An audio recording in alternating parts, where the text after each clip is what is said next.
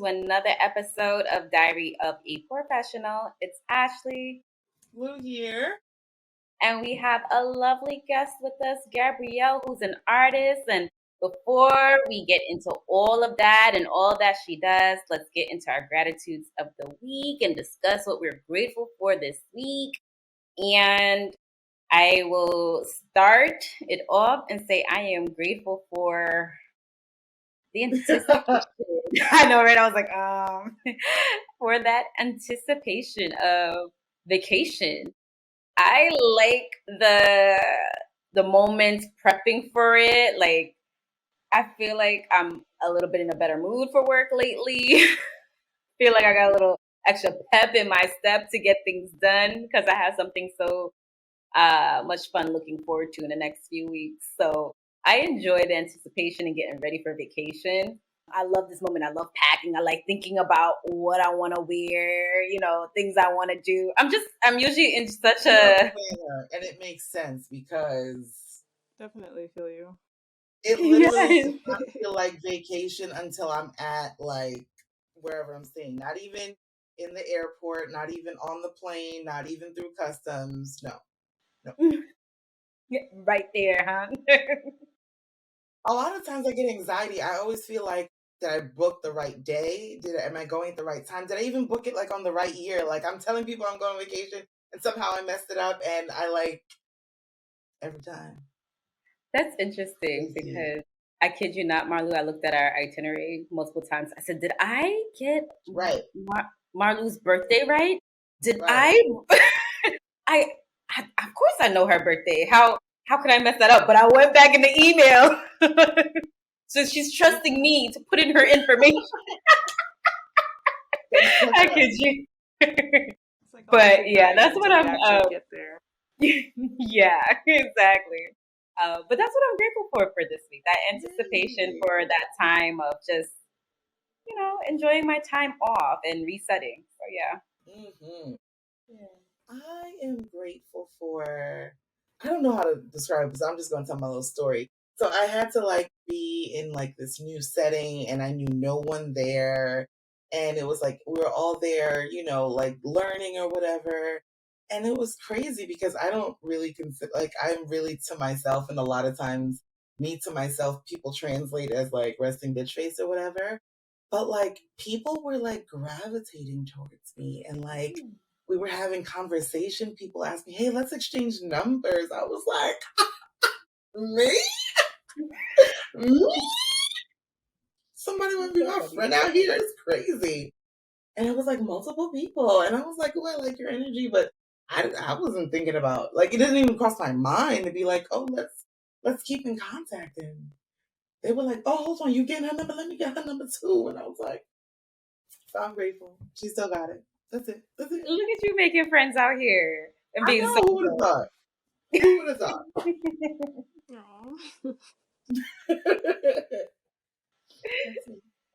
And then tell us, Gabrielle, what are you grateful for this past week? Oh, this past week? Well, for one, I'm grateful for breath because, allergy season's here. And I do have asthma. It doesn't come, but when it comes, it comes. So it's allergies been triggering it. So I'm like, wow, when it hits you, it's like, oh, I remember the times when I could just breathe right. And now it's allergies. Now it's like, all that noise. So I'm grateful for breath. I'm grateful for rest because, I just had a child. He's 8 months now. He actually turned 8 months today. Oh, yeah. And this week I've actually been getting rest because I feel like I haven't had rest for the past year and a half now. So I'm grateful for rest. I hear that. I hear that. And he's quickly approaching that toddler stage. So yeah. Before you know it, a year is around. Oh, that's so dope. But I get the allergy season. My eyes been burning me and tearing up so much. And I'm just rubbing my eyes, using eye drops and, sneezing up a storm. And then I have asthma myself. So I'm there coughing and I'm just a mess. So just being able to breathe and just wow. Yeah. It's oh, I miss breath. I miss being able to breathe right. I've never had an allergy in my life. I'm sorry, y'all. I You can't know relate. what? I'm gonna let y'all have this. Never, not once. That's great. Hopefully it stays that way, but maybe they should just plant female trees and we can diminish some of what's happening. But, that means they would bear fruit, and they're not giving us free food in this country. I'll So pick jelly. I'll pick jelly for you. I don't want allergies. You can have it. I don't want it. I mean, I hear people can go years and years and then it happens. So, I mean, I just cross my fingers every season, but no. So true. It hits you when you be like, "What is this?" I'm like, "This is when I had Right, allergies." It's one of those kind of things. right. Yeah. But let's get into our topic. We have Gabrielle here today. She's an artist, and we just wanted to speak with her about her work and what she does. So I just want to start it off quick and light. What or who inspires you to do what you do, and how did this first all come about? First and foremost, your talent. Talent. How did I? Geez. Kind of stems back to, I want to say, as a little girl, I was one of those kids that didn't really like school. Like, I was smart, I just didn't like school. So art was always my favorite class. I always loved to draw.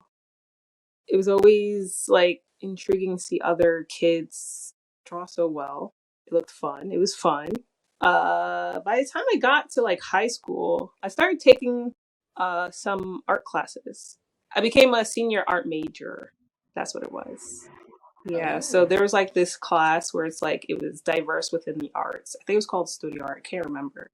But we got to do like ceramics, drawing, figure drawing, stuff with clay, just different stuff, photography. And yeah, I think that's where it mostly started, like where I started to just like go in that direction. After high school, I kind of continued on my own. But I did, oh, matter of fact, I had a mentor in high school, which was great. But after high school, I did not continue art. I actually went down like the psychology road, like in college. And I did art on the side. But, you know, it was still something I loved. So I still continued. There might have been like a year or two where I took off of doing it because of, college could get stressful. But I don't know. Eventually, I just got back into it, loved it. I went to school to John Jay. First, it was BMCC, then it was oh, John Jay. But like with that, I would be in Brooklyn. I used that as an opportunity to be in Brooklyn because most of my art friends were in Brooklyn. Mm-hmm. So usually there's art shows there, so I would be there. I would go to any art show that I could find. You know, I'm on Instagram, so you know all these artists they post like art callings. Yeah, honestly, I'm just like it's all over. Okay, it's all over. so like I when love you doing were art at in home. it, I love going to art shows. I love supporting my friends. mm, Yeah, I'm just and did you creative. see it like being like, oh, this is a career, or did it feel like a hobby or something on the side? That's a good question. To be honest, I'd say both. It's not really my career now, but eventually I would like it to be. I feel like I'm an artist. Whether I'm drawing or not, I'm still an art, Because we're always creating. You could be an artist in anything. You could be an artist in cooking, be an artist in making beds, making clothes. There's just so many possibilities. Mine specifically, I'd say I like to paint. I like to paint, I like to cook. But, on my art page, I show my paintings. So, yeah. Yeah. So, kind of walk us through how do you start a painting in particular? Where do you start first? How do you visualize how you want to start what you're focusing on? How do I visualize? First, I usually starts from either music, me listening to music, because I Mhm. start seeing a vision and I paint it, or I'll be in nature and something will just come to me. I'm like, oh, wow, that's a great idea. And then usually I don't like structure my paintings in a way where, how like people, they do the lines first and then they paint it. I don't do that. Yeah, I just put the brush and paint any color, and then I just paint. And then as I go, it starts to formulate into something. It becomes something, and then more ideas just start flowing. And then I'm able to really grasp the image of what I really want to paint. that is pretty amazing because I feel like, you would think it's very structured or whatever, but clearly it's just feelings and vibes Yeah, that come it through can you. be. I honestly, Mhm. personally, because people they would tell me, "Oh, why don't you draw it out first and then do this?" I'm like, that's actually a stressful process for me. That's stressful. I don't like it. It doesn't make me like I don't like it. If I do it, it doesn't feel authentic for me because it's like, okay, there's a lot of planning going into this, and you got like it just becomes like a math thing. And to be honest, I like math, so maybe that's where it stems from. But I just like to just flow with it because it feels more authentic for me. Everybody's different though. Some people they need that structure, and there's others that just like me, rather just go with the flow. Mm-hmm. Yeah. And then, I mean, I based on your profile, but I'll let the people, let the people know. What do you mostly like to paint the most? Wait, More. repeat that. What do you like to paint the most? Ooh, Mostly. what do I like? That's a hard one, to be honest. I Yeah. like to paint different things. Like I said, whatever comes to my mind. Because I know on my profile, if you go like a little lower down, I have portraits. Right. I saw a lot of those. I have pet portraits. I have like creative pieces. I have pen pieces. Like it's just everything's just different. I don't Mm-hmm. really have a favorite. I wouldn't say I have a favorite thing to create.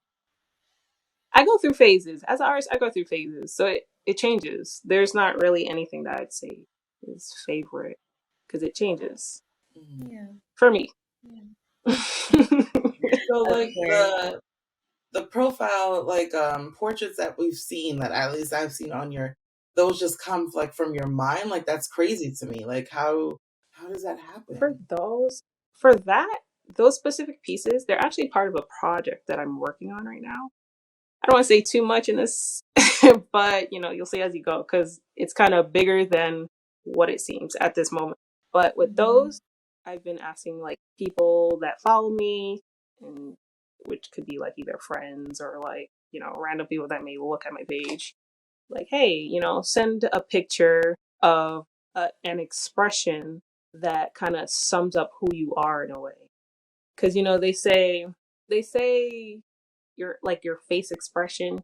You know how people they just have like this resting, you know, rest face. There's more Yes. behind that. It's not just a resting face. Behind that face tells a story. Yeah. So I'm like, give me a picture of your expression that sums up who you are inside. Let that That's face hard. expression tell a story about you because nobody really knows your story. Everybody judges, you know? But like I said, it's a bigger project than it may seem. It's not just faces. Okay. Stay I'm tuned for excited for this project. that. That's super interesting. I listen.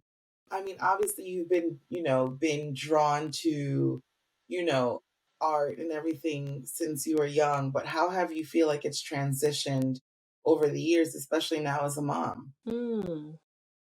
It kind of goes in hand with what I said about like having phases.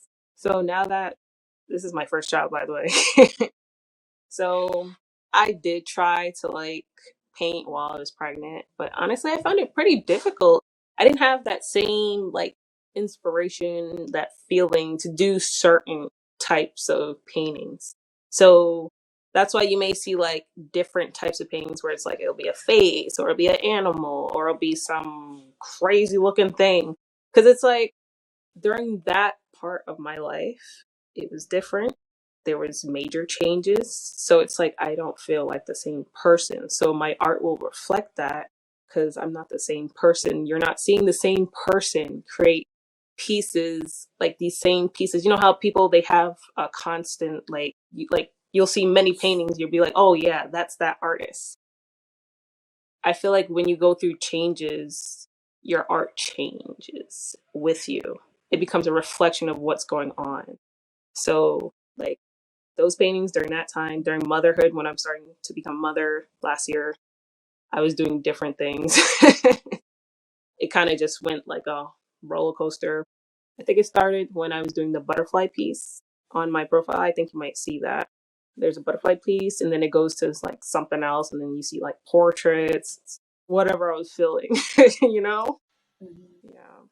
So, tell us about your first art show and how was that your experience? How was that experience for you too as well?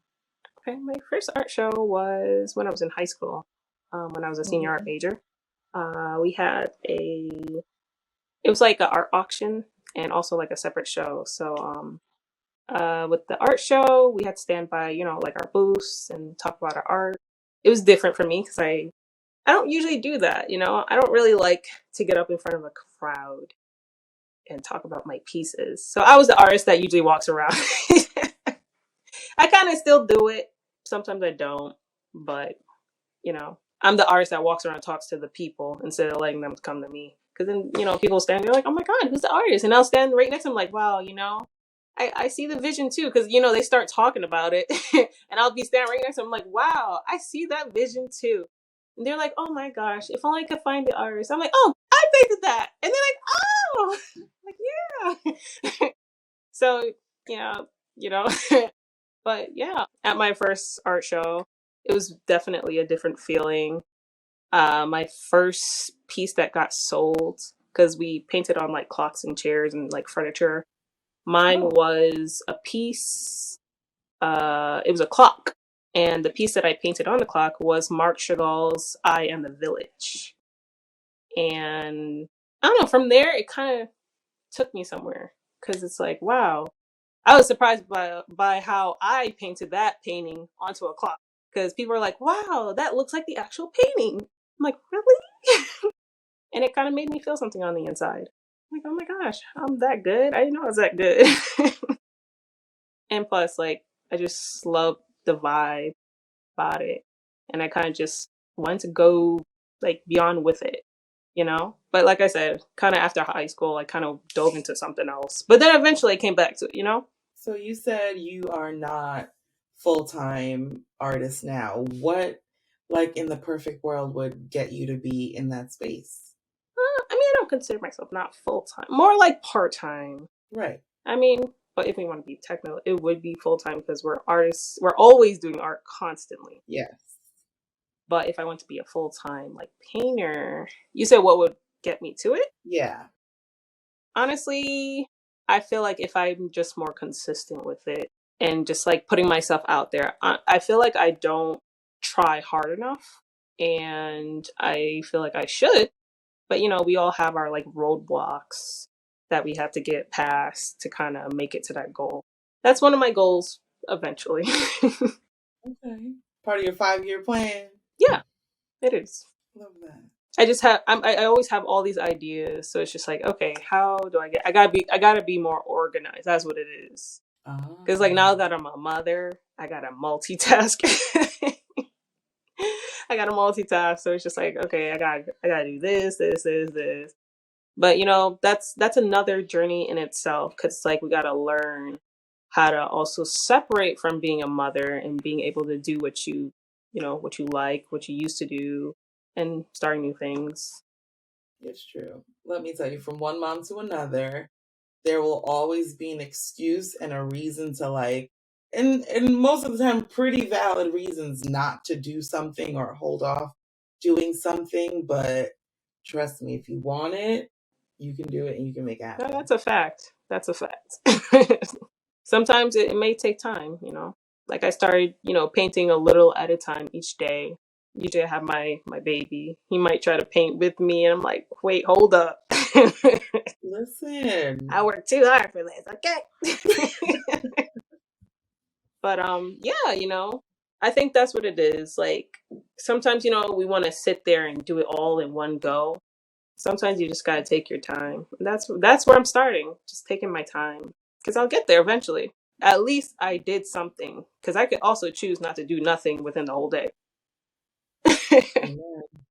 It is And very that's a true. key right there in Let me itself. tell you. In itself. Do you have any suggestions to anyone who are out there who are painters and are interested in pursuing that? Do you have any advice to those out there? Ooh, advice. I feel like one of the big ones is do not look for anybody's validation of your creation. I see a lot of artists do this, you know.